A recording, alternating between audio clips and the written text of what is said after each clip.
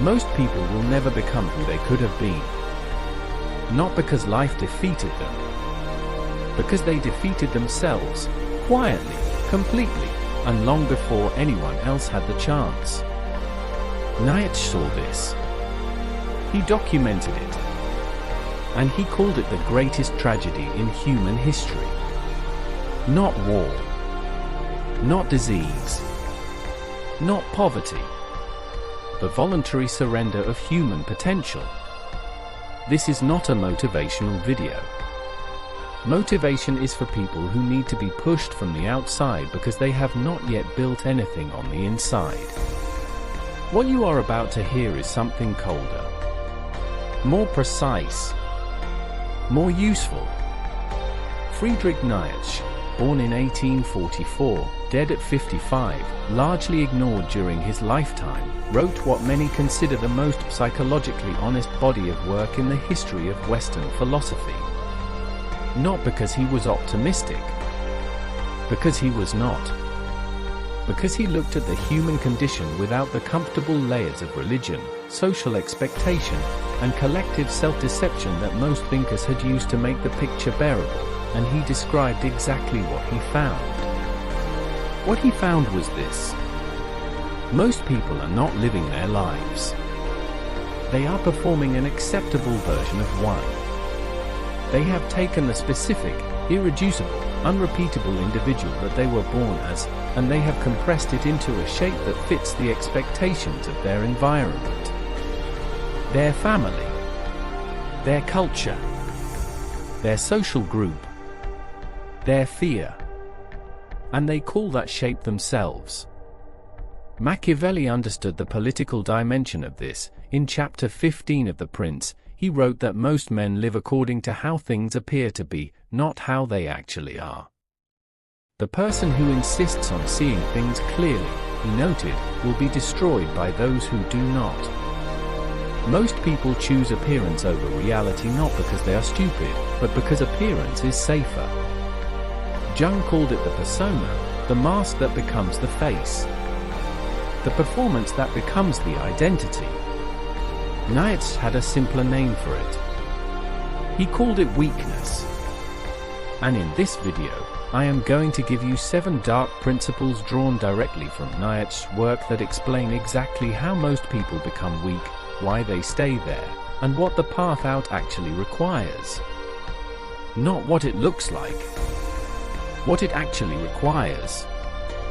If this is your first time at VornixWolf, subscribe now. Every week, we decode the psychological forces that most people spend their entire lives being shaped by without ever naming. This is your map. Subscribe and keep building it. Now, let us begin. Principle 1, the herd instinct. ***, most people don't think. They borrow. ***.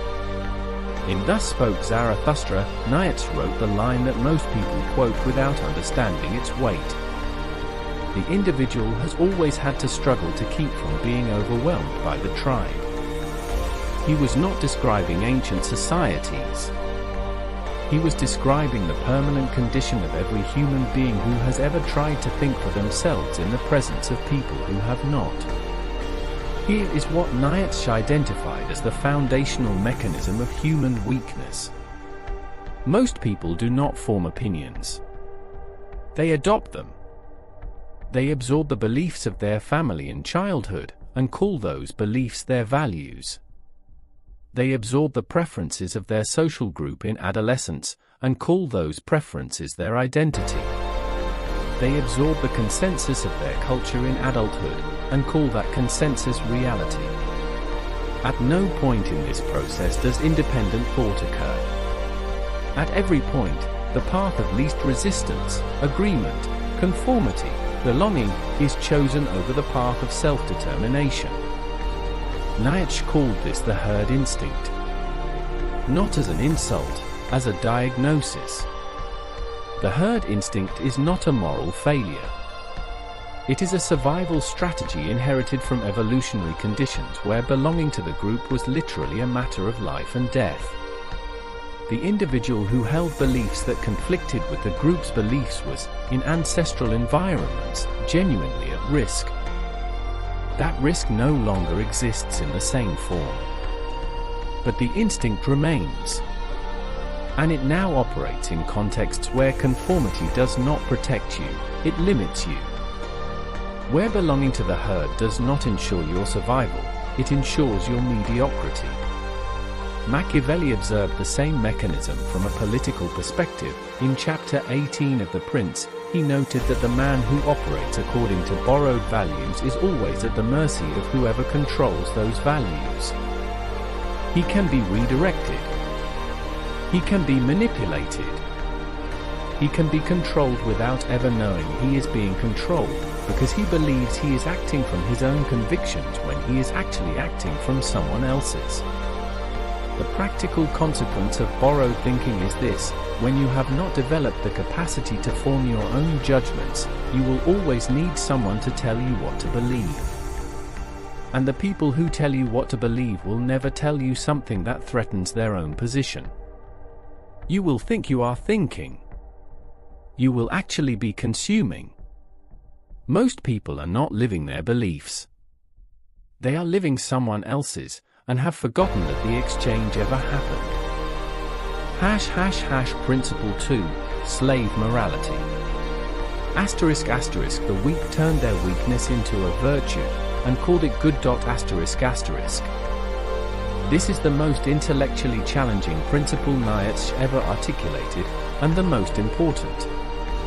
In On the Genealogy of Morality, Nietzsche traced what he believed was the historical origin of the moral systems that dominate Western civilization. And what he found disturbed him profoundly. He identified two fundamentally different orientations toward values. What he called master morality, the value system of the strong. In this orientation, the primary categories are good and bad. Good is whatever expresses strength, creativity, vitality, self-determination. Bad is whatever is weak, passive, imitative.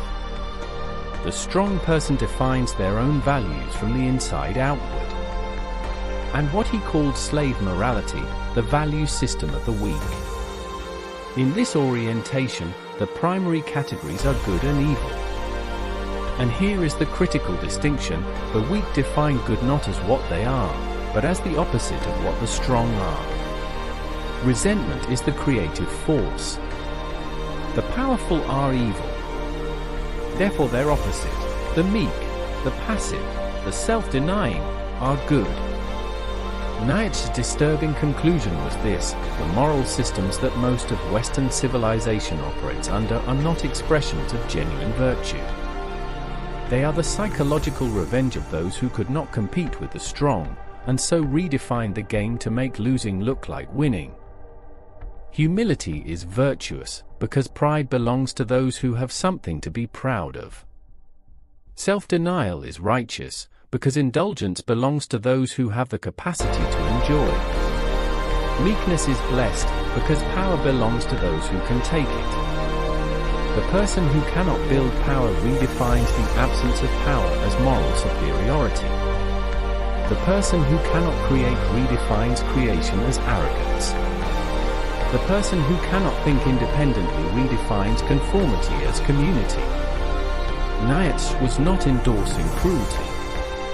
He was identifying something psychologically precise. When you cannot change your condition, the mind finds a way to reframe that condition as chosen, as virtuous, as superior to the alternative. And this reframing, this transformation of limitation into identity, is the deepest mechanism of self-imposed weakness that exists. Because you cannot overcome a limitation you have convinced yourself is a virtue. The most effective cage ever built is the one you decorated yourself and called home. ## Principle 3, Ressentiment. ***, what you call judgment is actually wounded pride looking for a target. ***. Nietzsche gave a French name to one of the most psychologically precise concepts he ever developed: ressentiment. It is not simply resentment. It is something more specific and more damaging.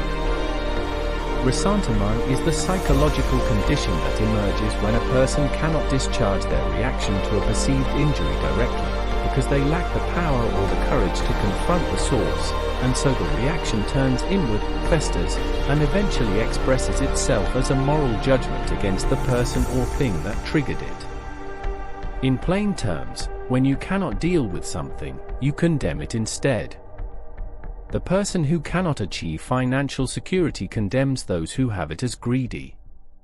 The person who cannot form deep relationships condemns those who have them as shallow. The person who has abandoned their own potential condemns those who pursue theirs as arrogant. Jung identified the same mechanism from a psychological angle and called it shadow projection, the process by which the unacknowledged parts of the self are attributed to others and attacked there, because attacking them directly, in oneself, would require a degree of self-confrontation that is genuinely painful. The practical consequence of ressentiment is devastating, because it feels like clarity. It feels like you are seeing something true. It feels like discernment, like judgment, like the satisfaction of naming something correctly. And so it is mistaken for wisdom when it is actually its opposite, the use of other people's behavior as a screen onto which you project everything about yourself that you cannot face directly. The person consumed by ressentiment never builds anything. They are too busy monitoring what others are building and finding reasons it doesn't count.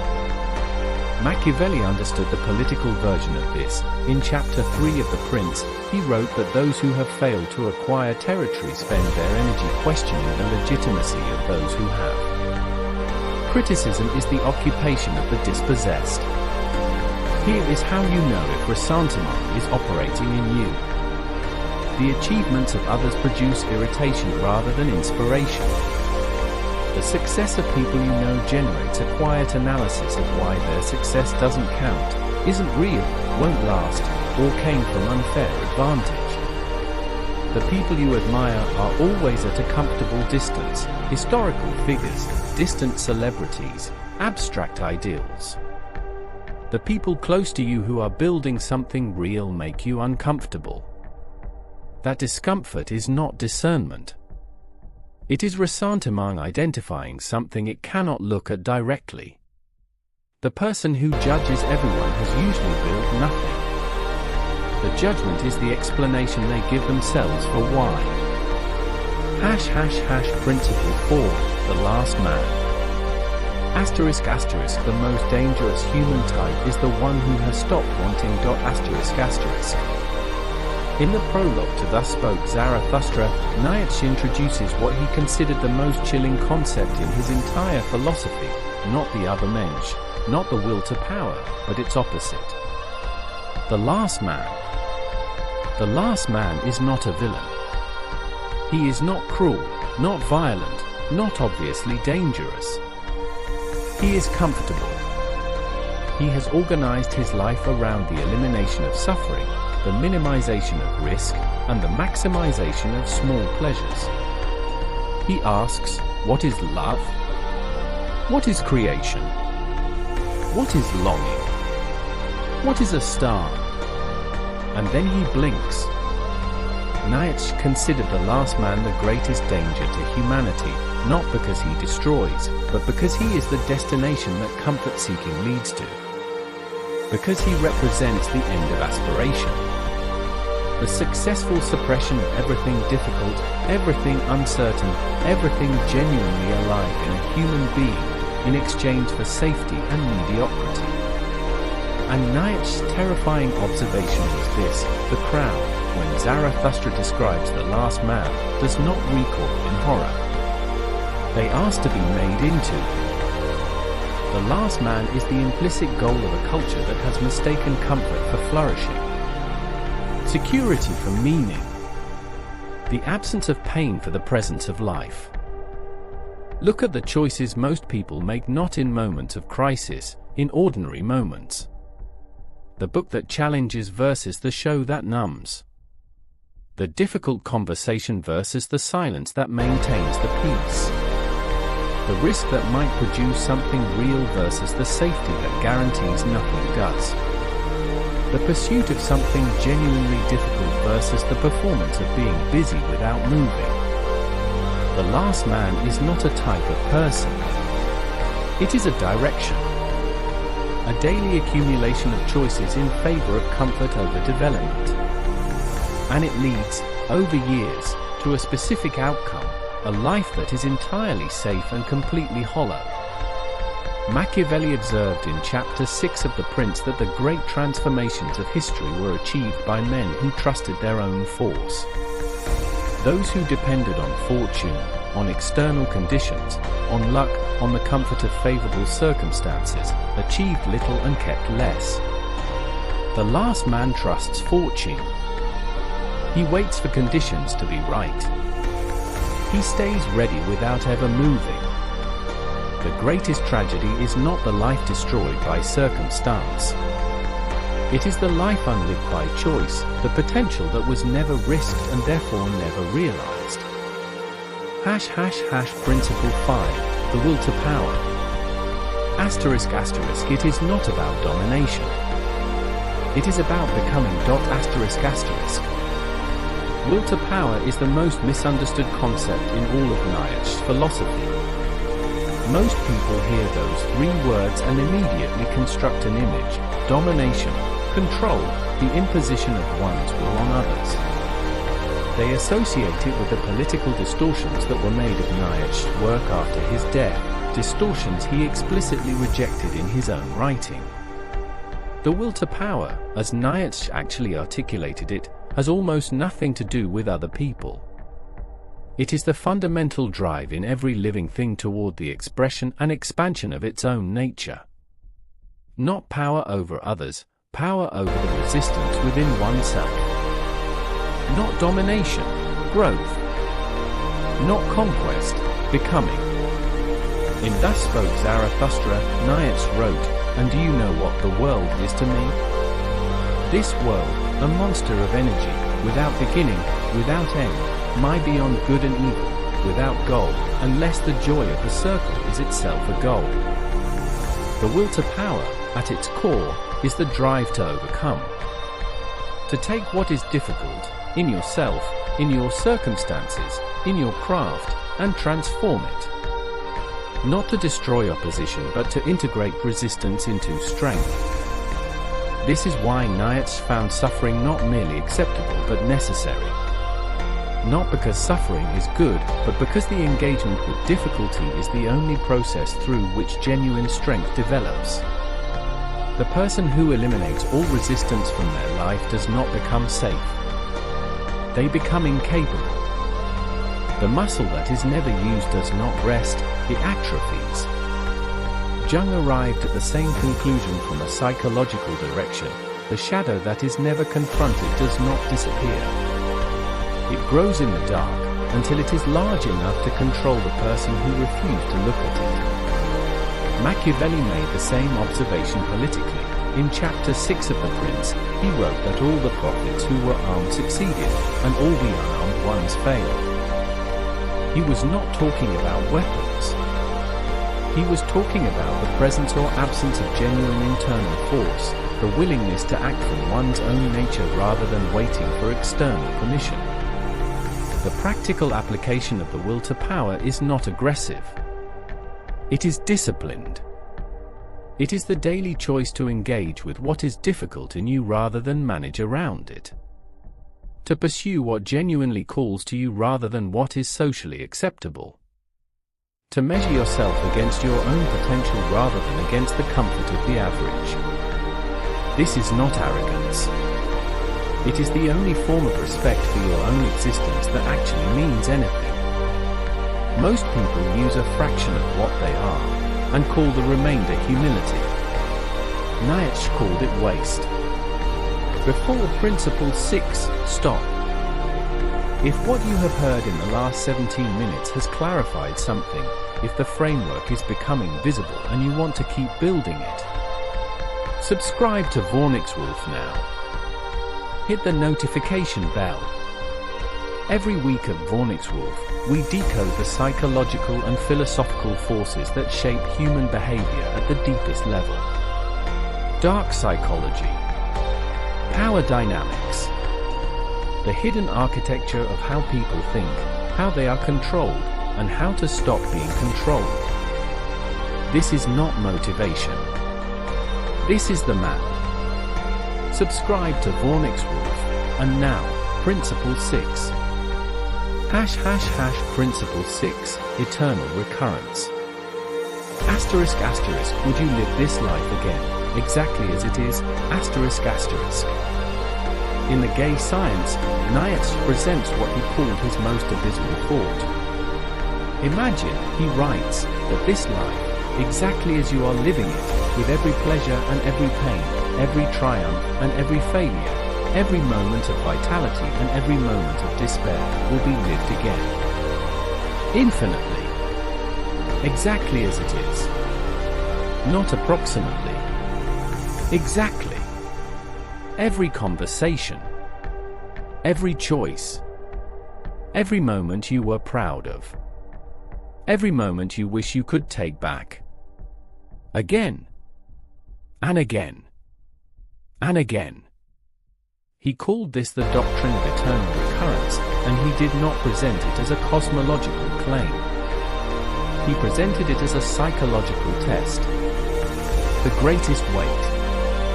The question is not whether recurrence is literally true. The question is what your answer reveals about how you are living. If the thought produces horror, if the idea of living this exact life again fills you with despair, that horror is information. It is the gap between the life you are living and the life you know you could be living. It is the distance between who you are performing and who you actually are. If the thought produces something closer to affirmation, not because your life has been without pain, but because you have engaged with it honestly, because you have pursued what called to you, because the choices you made were genuinely yours, then you are closer to what Nietzsche was pointing at. Amor fati, love of fate. Not tolerance of what is. Not resignation. Active love, the decision to want what has been, because what has been is the material from which what you are has been built. The person who lives in a way they would choose again, infinitely, has achieved something that no external measure of success can produce. They have inhabited their own life. Most people are passing through someone else's version of their life, following a script written by their parents, their culture, their fear, and waiting for a moment of genuine alignment that never comes, because they have not made the choices that will produce it. The eternal recurrence test is brutal because it strips away every justification. You cannot tell yourself that circumstances will improve, that the right moment will arrive, that you will begin living your actual life when conditions are more favorable. Conditions will not become more favorable. The clock is running. The question is not whether you can bear to live this life. The question is whether you have built a life worth bearing. Principle 7, become who you are. Asterisk asterisk, the most radical act in a world of borrowed identities. Asterisk asterisk. In Ecce Homo, his last major work, written months before his mental collapse, Nietzsche wrote what may be the most compressed and precise instruction in all of philosophy. Become what you are. For words. The entire project. Not become what you should be. Not become what others need you to be. Not become the optimized version of the acceptable performance you have been giving for 20, 30, 40 years. Become what you are. The difficulty of this instruction is not philosophical. It is psychological. Because most people do not know what they are, beneath the performance, beneath the borrowed values, beneath the accumulated decisions made in the name of safety and approval. Jung called this individuation the lifelong process of differentiating the self from the collective, of peeling away the layers of persona, the masks worn for parents, for employers, for partners, for social groups, until what remains is irreducibly yours. Not perfect. Not socially ideal. Yours. Nietzsche's version was less gentle than Jung's. He was not interested in a gradual therapeutic process. He was interested in a decision, the decision to stop waiting for permission to be what you actually are, and to begin. Machiavelli, in chapter 15 of The Prince, observed that most men are destroyed not by their enemies but by their own failure to act from their nature. The man who pretends to virtues he does not possess will fail, because the performance requires constant management, and management is a distraction from action. The man who acts from what he actually is, even if what he is does not conform to what he should be, will at least be coherent. And coherence is power. What does it mean, practically, to become who you are? It means identifying the specific things, the pursuits, the questions, the ways of engaging with the world, that call to you in a way that is not explained by social approval. The things you would do even if nobody was watching, even if nobody approved, even if nobody understood. It means beginning to make decisions from that interior location, gradually, imperfectly, against the resistance of everything that has been built around the performance, until the gap between what you perform and what you are begins to close. It is not a destination. It is a direction. But the direction is the difference between a life that was yours and a life that was borrowed. Nietzsche did not ask you to be powerful. He asked you to be actual. In a world of performances, actuality is the rarest and most radical thing a human being can achieve. Here is the final correction. Let me tell you what Nietzsche was not saying. He was not saying that strength is better than weakness as a moral fact. He was not saying that the strong deserve to dominate the weak. He was not saying that suffering should be ignored or that difficulty is noble for its own sake. He was saying something more precise and more unsettling than any of those things. He was saying that most people make themselves smaller than they are, and that they do it so completely and so early that by the time they are adults, they have forgotten that the original, unreduced version of themselves ever existed. He was saying that the systems of value that most people inherit, the definitions of virtue, of success, of the good life, were not designed for the flourishing of the individual. They were designed for the management of populations, for the production of predictable, compliant, interchangeable people. And he was saying that the individual who recognizes this, who sees the performance for what it is and chooses, deliberately and at great personal cost, to step outside it, is not being arrogant. They are being honest. 7 principles. 1 direction. Do not borrow your thinking, form it. Do not convert your limitations into virtues, face them. Do not project your unresolved interior onto others, own it. Do not optimize for comfort, engage with what is difficult. Do not wait for permission to pursue what calls to you, begin. Do not live in a way you could not choose again, make the choices that change that. Do not perform a version of yourself, become what you actually are. This is not easy. Nietzsche never claimed it was. He claimed it was the only thing worth doing. Machiavelli would frame it in the language of power. The person who builds themselves from the inside out cannot be redirected, cannot be manipulated, cannot be controlled. They have no gap between their public face and their private reality, and that gap is the only place where external control has purchase. Jung would frame it in the language of wholeness. The person who has done the work of knowing themselves completely, shadow and all, is the person who can finally act from genuine freedom rather than from fear, habit, or the accumulated expectations of others. Nietzsche would frame it in the language of becoming. Become who you are. Not approximately. Not eventually. not when conditions are more favorable. Now, most people will watch a video like this and feel something shift, and then return to exactly what they were doing before. That is the herd instinct.